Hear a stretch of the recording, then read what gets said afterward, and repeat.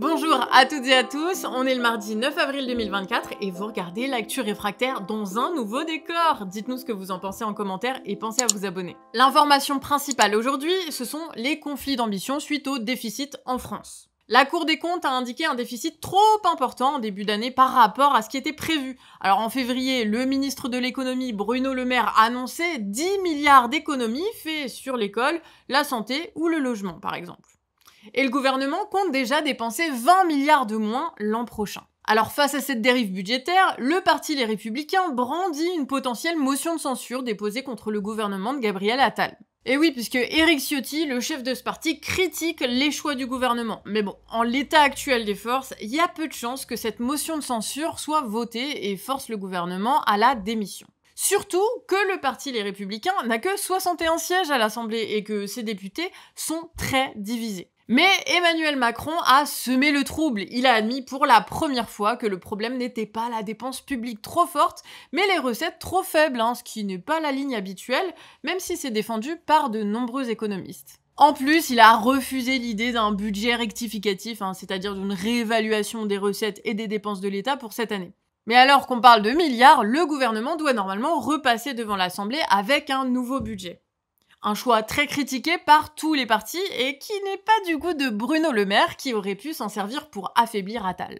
Alors que c'est l'intégrité des services publics qui est en jeu, eh bien il se joue là une guéguerre de succession entre Le Maire, Attal et d'autres, puisque tous souhaitent prendre la suite du macronisme en 2027 quand le président actuel ne pourra plus se présenter. Et toutes ces annonces contradictoires de dépeçage ou non des services publics sont des manières de tirer leur épingle du jeu. On poursuit avec le point abonné qui, vous allez le voir, est déjà dans le thème de la chronique du jour. Alexandre nous a écrit sur actu@lecanardréfractaire.org pour nous parler du procès qui va l'opposer à Jean-Marc Zulesi, un député macroniste des Bouches-du-Rhône.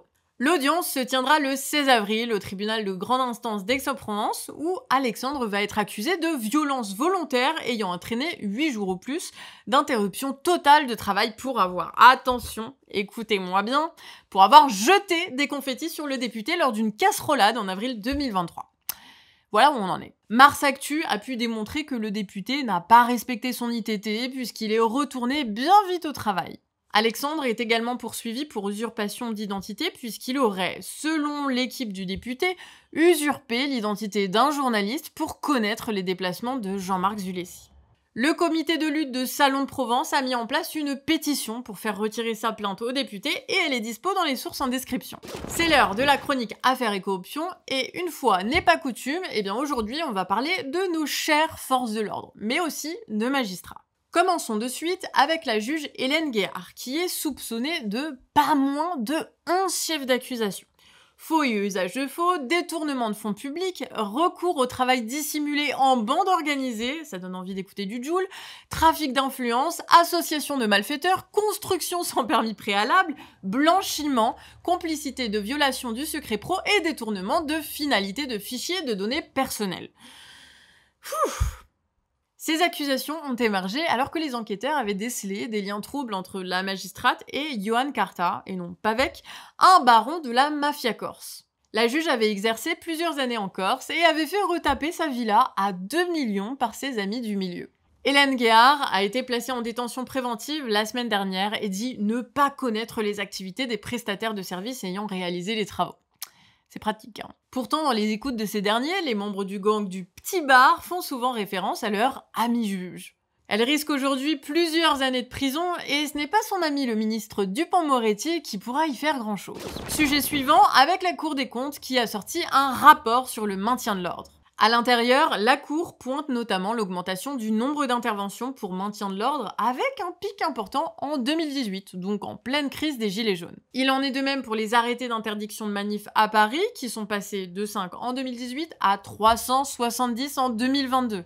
Le rapport tend à démontrer que ces mesures sont nécessaires par la force des choses car les groupes sont de plus en plus violents et radicaux. Et ils en tiennent pour preuve l'explosion du nombre de blessés parmi les forces mobiles.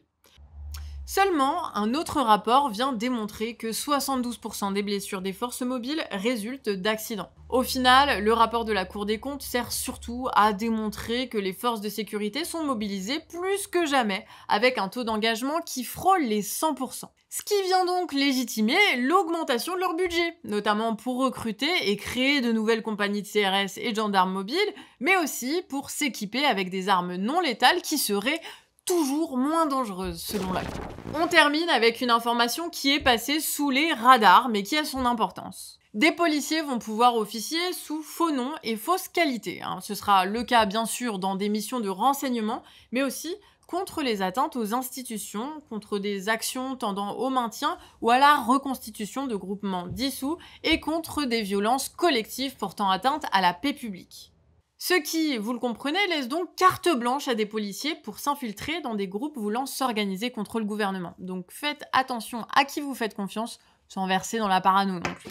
On passe maintenant aux brèves et on apprend d'abord qu'après 6 mois de massacres à Gaza par l'armée israélienne, la France, l'Égypte et la Jordanie ont signé une tribune appelant à un cessez-le-feu. Emmanuel Macron rejoint ainsi la position défendue par la France insoumise. On peut donc se demander, est-ce qu'on va le considérer comme antisémite ? À vos commentaires. Hier, devant la Cour internationale de justice, le Nicaragua, pays d'Amérique centrale, accuse l'Allemagne de complicité de génocide.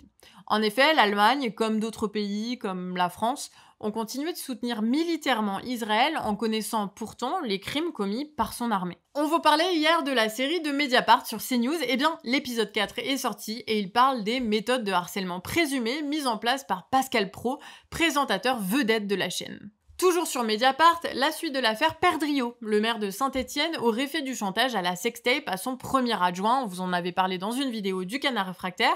Alors lui prétend ne pas être à l'origine du guet-apens, mais la personne qui a posé la caméra l'a désigné hier comme le commanditaire du complot. Donc affaire à suivre.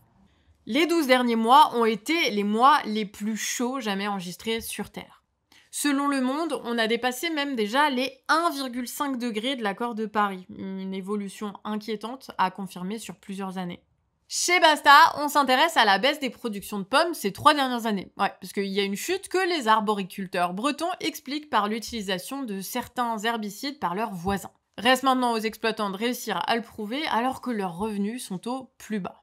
Et vous pouvez retrouver tous ces articles dans nos sources en description. Et c'est la fin de cette vidéo, mais on se retrouve demain pour votre prochaine vidéo d'actualité quotidienne. On vous rappelle aussi qu'on est en pleine levée de fonds annuelle, alors n'hésitez pas à nous soutenir financièrement, toutes les infos sont en description. Ah, et puis pour celles et ceux qui peuvent pas se le permettre, on vous comprend, vous pouvez toujours partager nos vidéos et les commenter, ça fait du bien à l'algorithme. Allez, à demain, ciao!